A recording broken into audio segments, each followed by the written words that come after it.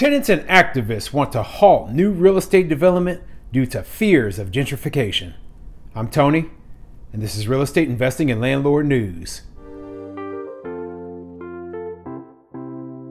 All right, so I have an interesting topic for you today, and it's a topic I have covered briefly before in the past, but I haven't really given you a whole video about it, and that's gentrification, or what they consider a bad thing. So what I call it is redevelopment, or for house flippers, it's flipping houses, buying an old dilapidated house, fixing it up, making it nicer, and then doing the same thing over and over in the same geographic area, making the whole area nicer. Well, people have a problem with it because guess what? That actually leads to higher prices. That means that housing costs go up, rent prices go up, and then some of the people who used to live in that area, they can't afford it anymore. So a lot of people, they see this as a bad thing. I see it personally as a real estate investor, as a landlord, I see it as a good thing. I see, no problems whatsoever with gentrification. And we need our cities to constantly be redeveloping so that, the housing stock is moved from old, obsolete, early 1900s housing up into the modern day. That's my personal opinion. Now, yes, people who are lower income, people who are paying rock bottom rents to live in old, dilapidated, obsolete properties, no, they won't be able to pay those super low rents anymore if they want to live in this brand new or completely updated building, okay? They have to pay the higher rents, or they have to move along to somewhere else that they can afford. So yeah, this isn't really a problem, except for, the people who think that, hey, they want things to never change, always stay the same. So this whole gentrification issue, it actually pushes into the other issues that I cover all the time, which are rent control and eviction protections for tenants. So they put these other laws in place trying to force landlords to keep these tenants who basically can't afford to live in an area in their buildings paying below market level rents for fully updated and new properties. And that it doesn't make logical sense from a business perspective. It doesn't make logical sense from any perspective aside from socialism. Okay, now where they want the government or someone else basically to pay so that they can have all of the nice amenities and all that. Okay, and this is why I have a big issue with it. We're moving from a society where, hey, if you're lower income, you have to deal with the fact that you won't be able to afford to live wherever you want and pay super rock bottom rent, okay? If you're trying to live in the most popular place, I can't go, and I always like to use this example, I can't go down to Beverly Hills, okay, and, a city full of multi-million dollar mansions and then demand that they have a place that I can afford to live. That is ridiculous, okay? And the people who don't understand that, they're like, oh, well, we're not talking about Beverly Hills here. It's like, it doesn't matter. That's just an example to give you an extreme so that you understand where I'm coming from. And it works the same way if you're talking about a tenant who is used to paying $500 a month, and then they're trying to live in this apartment building where, the amenities and everything, it costs $1,500 a month. It's the exact same thing. Basically, the tenant does not have the money to be able to afford to live there. So we're not going to try to force the tenant in there. We're not going to try to force the landlord to take a loss so this tenant can live there, or force the landlord not to be able to raise their rents. Because that creates a false market. That creates a false situation where, instead of going off of what the market says this place is valued at, we're going off of what the government says. But man, I'm ranting already. I haven't even gotten into the article yet. Now, before I get into the article, go ahead, hit the like and subscribe button. Maybe leave a comment down below and let me know, what do you think of gentrification? Do you think, gentrification is a bad thing, like they say, that people who lived in a neighborhood for a long time are being forced out? That's another thing that I don't agree with. The people there are not being forced out, okay? Renters in and of themselves, it's a transient thing. They have no guarantees at any point in time that they are going to get to stay in that rental property for the rest of their lives or for however long they want to. They're always under the whims of the landlord, of the property owner, and the contract that they signed. So if you signed a 2-year lease, you probably should expect to not live there for longer than 2 years at max, okay? But if you get to stay there longer, that's a good benefit for you. But at some point in time, the landlord could come along and say, hey, you've got to go. Now, this article is coming from KUER.org, and it says, activists want Salt Lake City to halt new development until its gentrification study is done.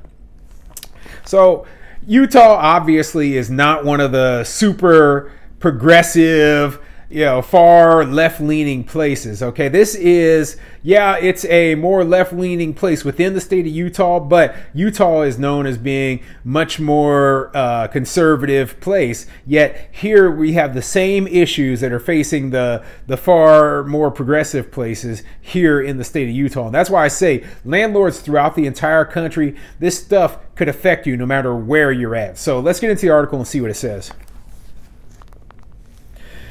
Gaspar Valencia has lived in his 4-bedroom, 1-bathroom house on the west side of Salt Lake City for 8 years. Nowadays, it would be pretty impossible to find a house that size at the price he rents it, $500 a month. It really is a great place, Valencia said via translator. He lives there with his 2 children and dog. He's a single father, and he said he likes the neighborhood because of his kids' schools. In early February, he received a notice saying he had 30 days to move out. He said the property owner had previously told him there were plans to build townhomes there and eventually he'd have to leave, but he said he didn't know when that day would come. It's going to be very difficult to find another place like this where I can afford it at the same rent, he said. The size of the home and also the ability to be in a place that's private. So I guess this story is supposed to be, a case of how gentrification is forcing out people from that neighborhood and all that, right?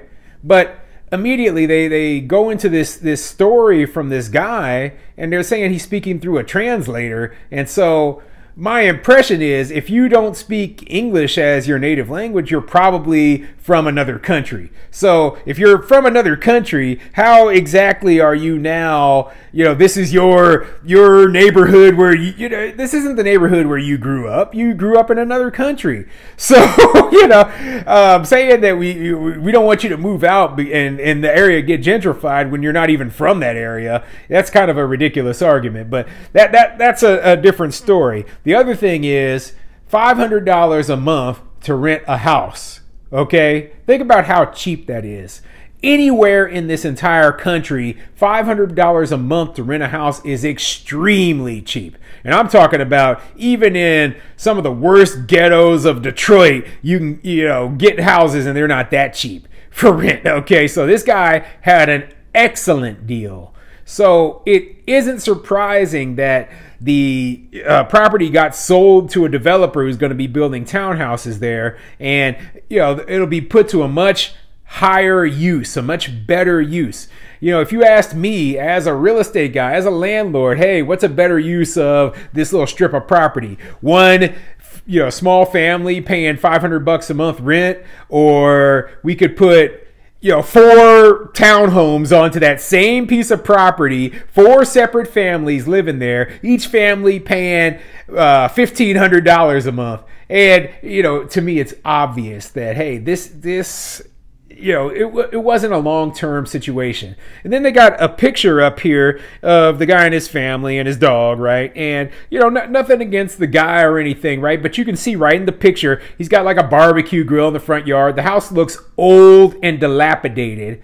And, basically, this is just a cheap hood house, okay? Cheap hood house. What would you rather have in your neighborhood? Would you rather have some nice, beautiful new townhomes, new development, or would you rather have cheap, old, obsolete ghetto housing like this? Okay, and that's what my issue is, okay? Rather than saying, hey, this area, we want to bring it up, we want to make it nicer for the people who live there now, they just want the area to stay the same. They want the area to stay the same or be worse, just so that it's affordable to the very bottom, lowest rung of incomes, okay? And that's not the way a city should develop. Cities should be constantly going through a renewal process. Cities should be, gentrifying, as they call it, right?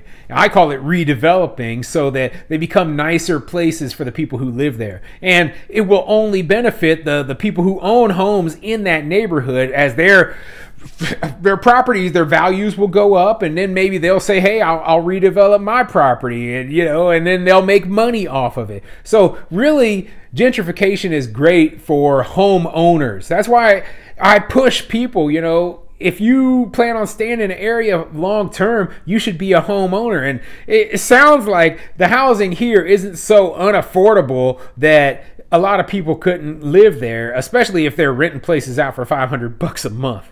But yeah, let me continue here. Gentrification in Salt Lake City. There's a lot of development proposed for the city's west side, especially in the North Temple area. Multiple families were similarly displaced on a nearby block last year. Salt Lake City is aware there's an issue. They announced a gentrification study in the fall of 2021, which includes data collection and community engagement. The goal is to prevent involuntary displacement. As we work to balance growth and preservation, it's important for the city to ensure housing choice and equity for all our residents, Salt Lake City Mayor Aaron Mendenhall said at the time. We want our residents to be able to stay in the communities they have helped build. Well, going back to that guy, he didn't exactly help build that if he is not even from this country.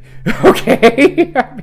I'm just saying, all right? But, I understand their argument. One of the best things that they can do to fight gentrification, like I just said, is to promote home ownership.